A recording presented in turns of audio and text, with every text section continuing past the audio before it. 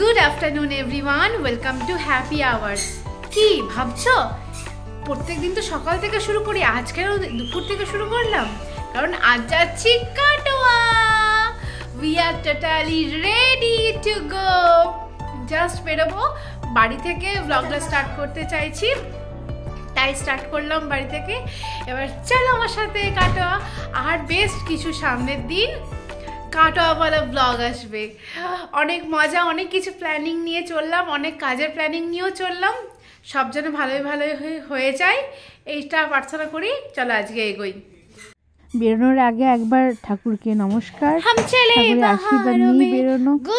ঘর সবকিছু রেখে যাচ্ছি, ঠাকুর সবকিছু তুমি দেখে রেখো। স্টেশনে পৌঁছে গেছি, আর রু আসছে দিদুনের সাথে হাঁটি হাঁটি পাপা করে। কি ভালো লাগছে। একটু অভাব আছে, রাহির ডান হাতটা যদি দাদু ধরে থাকতো ফ্রেমটা কমপ্লিট হতো। এই আশাটা সারা জীবনে অপূর্ণ করে রেখেই চলে গেল বাবা, খারাপ লাগে। পৌঁছে গেছি স্টেশনে, এবার একটু এগিয়ে যাই, না ওদিক থেকেও অনেকটা হাঁটতে হয়। এখন একটু হেঁটে নিই, সময় আছে হাতে অনেকটা। আর রু আসছে দিদুনের সঙ্গে, আর রণ এগিয়ে আছে, যাচ্ছি। মা ওখানে বসে, আর রু এখানে এতটা খোলামেলা জায়গা পেয়ে ছুটে ফুটে বেড়াচ্ছে, আর রুয়ের পাপা মন খারাপ করে করে ওয়েট করছে আর কি। কি গো, মন খারাপ? দেখি দেখি মুখটা দেখি। মন খারাপ নেই। জনার্দন জানতে চাইছে। এই বাবু, এই যে আমার ছোট্ট বুড়িটা। মামা মামা মামা। কল্যাণী শহরটা এত সুন্দর, সব দিকটা সাজানো গোছানো, একটা ছেড়ে 4টে স্টেশন। বাট এই দিকে আসতে হলে আমাদের সেই আবার ত্রিবেণী আসতে হয়, অথবা ওদিকে নৈহাটি দিয়ে আসতে হবে। মেন কোনো ডিরেক্ট ট্রেন নেই, অনেকটা ডিস্টেন্স। এটাই একমাত্র খারাপ লাগা থাকে।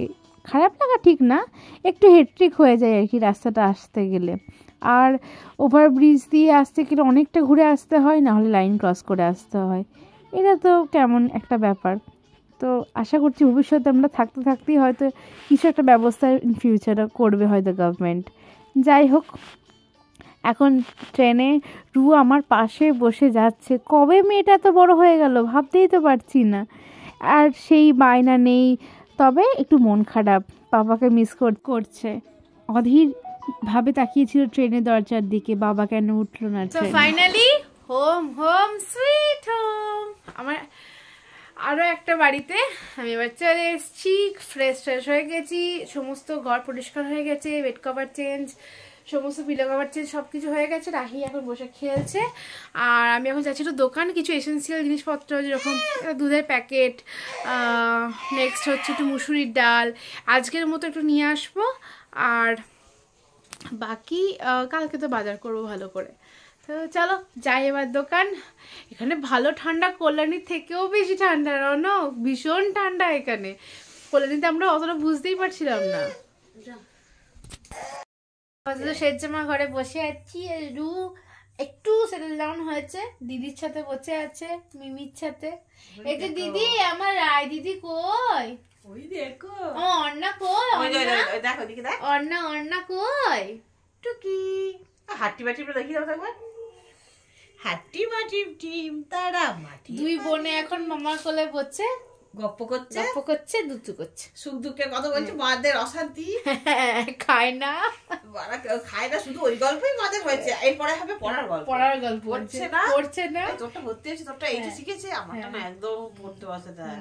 এই এখন চলছে। এখন ইয়েকে দিয়ে এর নামটা ভুলে গেলাম যেন, কি মোটু পাত্র ইয়ে, চুটকি। এই দে মুরগাটা হাম দি দাও। আর ফ্ল্যাঙ্কিস দাও তো, একটা ফ্ল্যাঙ্কিস দাও তো মামাটা, ফ্ল্যাঙ্কিস দাও তো, ওকে দিয়ে দাও তো, দিদা দেখি। রণকে ছেড়ে আসা একটু মন খারাপ, দূরের একদম ফাঁকা জমি সব কিছু, এবং কানে একটু মেলোডি সং, সব যেন মনটাকে একটু বেশি কেমন নরম করে তুলেছিল। তার মধ্যে হঠাৎ চিন্তা এসে পড়লো, এত কটা লাগেজ রাহিকে নিয়ে, মাকে নিয়ে কী করে যদি ওভারব্রিজ ক্রস করতে হয়, কী করে করব? কোনটা আগে রেখে আসবো, কোনটা পরে নেবো, এরকম প্ল্যান করতে করতে দুজন মানুষ স্টেশনে থেকে উঠলেন। ওঠার পরে আমাকে নিজে থেকে তারা জিজ্ঞেস করছে কোথায় নামবেন। আমি বললাম কাটোয়ায়।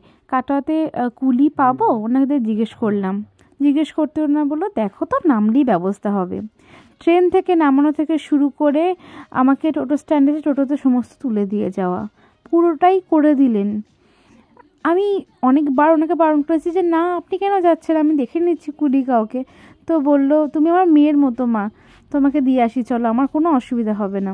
তো আমি ওনাকে কি বলে ধন্যবাদ দেব? এই স্বার্থপরতার যুগে যখন নিজের মানুষকে সাহায্য করে না, ঘুরে তাকায় না, তখন একদম অপরিচিত ব্যক্তি হয়ে এরকমভাবে এগিয়ে আসছেন। আমার কাছে হয়তো এটা ভগবানের আশীর্বাদ হয়েই উনি এসেছিলেন সেদিনকে। ওনার দেওয়া শিক্ষাটা আমার মনে থাকবে।